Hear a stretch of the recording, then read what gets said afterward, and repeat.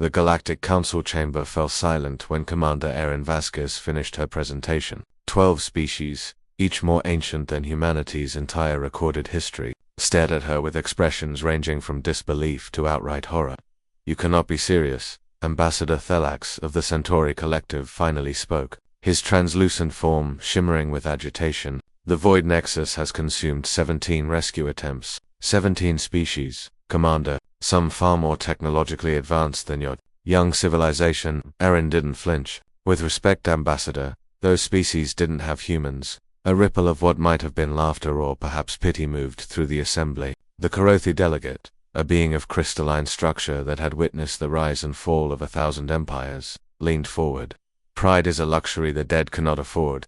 Human, your colony ship Prometheus entered the Nexus 8 cycles ago. The gravitational anomalies alone would have torn it apart within hours. Your people are gone."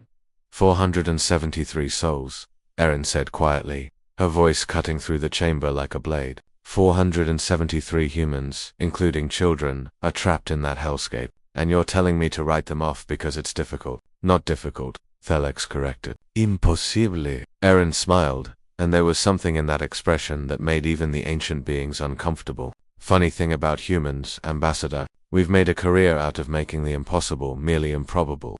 Lieutenant Grayson Kane checked the hull integrity one more time. The Defiant, humanity's fastest and most maneuverable ship, hummed beneath his feet, a patchwork of human engineering and salvaged alien tech that the Council had deemed charmingly primitive. "You know this is insane, right?" he said over the come to Erin's cockpit.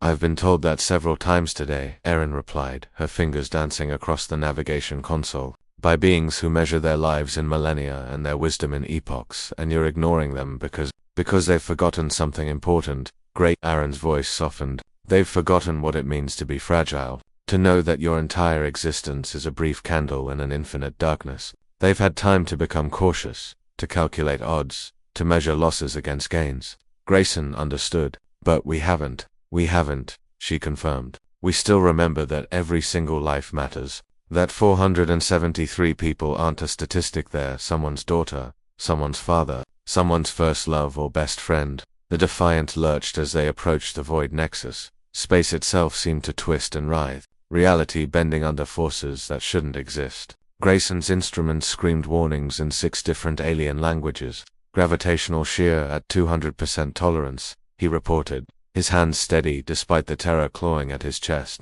"Hull temperature rising. The alloys are holding, but they shouldn't be," Erin finished. None of the alien ships used titanium tungsten composites. Too heavy, too inefficient by their standards.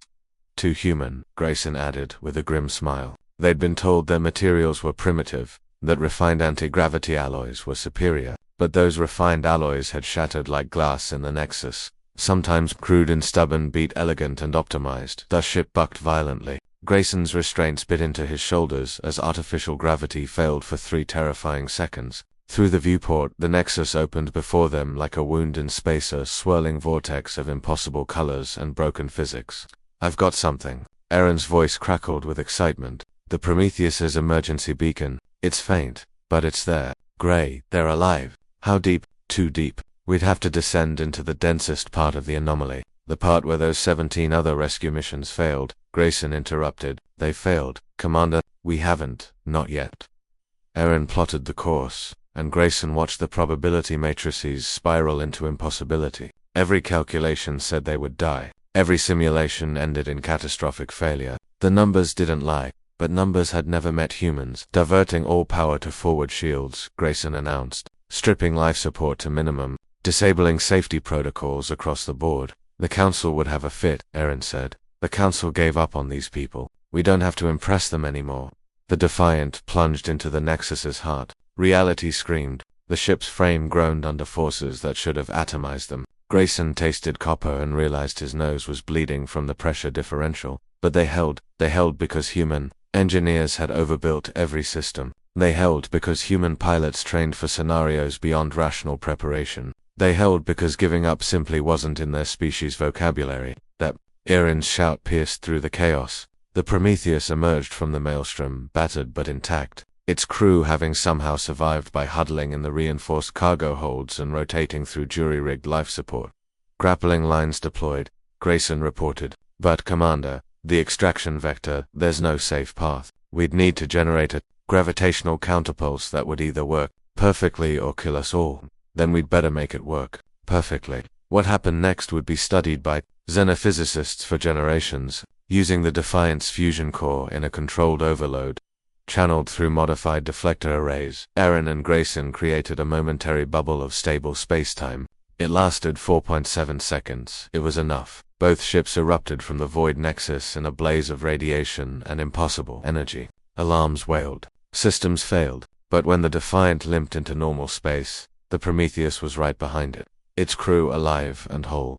The Galactic Council's response arrived 3 days later. Ambassador Thelax himself delivered it, his form more solid than Aaron had ever seen, it a sign of deep respect. We called it impossible, he said simply. You called it Tuesday, Aaron smiled, exhausted and triumphant. With respect, Ambassador, you've had millions of years to forget something crucial. And what is that, Commander? Humans don't leave people behind. Not ever. Not even when the galaxy itself says it's impossible. Especially then, the ancient being shimmered with what might have been approval. Perhaps, Thelax said softly, the galaxy needed to remember what that means. Thank you for the lesson, humanity.